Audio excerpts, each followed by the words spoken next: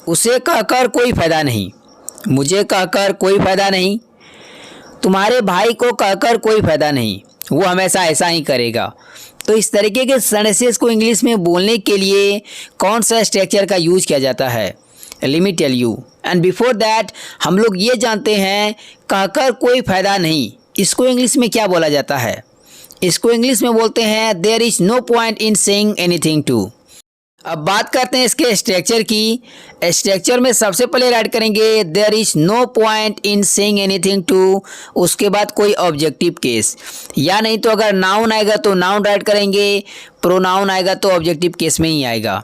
किस तरीके से इसको और भी अच्छे से समझते हैं उसके लिए लेते हैं कुछ एग्जांपल्स। तो आज का पहला एग्जांपल है उसे कहकर कोई फायदा नहीं। इस सेंटेंस के लिए बोलेंगे there is no point in saying anything to him.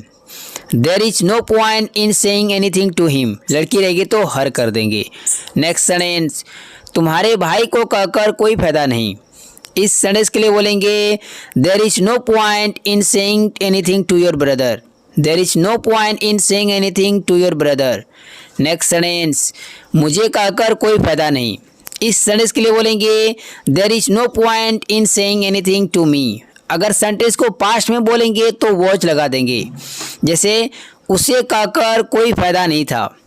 इस सेंटेंस के लिए बोलेंगे there was no point in saying anything to him. Next sentence गांव वालों को कहकर कोई फायदा नहीं, वे लोग तुम्हारी मदद नहीं करेंगे। इस सेंटेंस के लिए बोलेंगे there is no point in saying anything to villagers, they won't help you. There is no point in saying anything to villagers, they won't help you. Hey दोस्तों, इसी से जुड़े मैं आपको एक सेंटेंस देता हूँ, इसको ट्रांसलेट कीजिए, राइट कीजिए कमेंट बॉक्स में।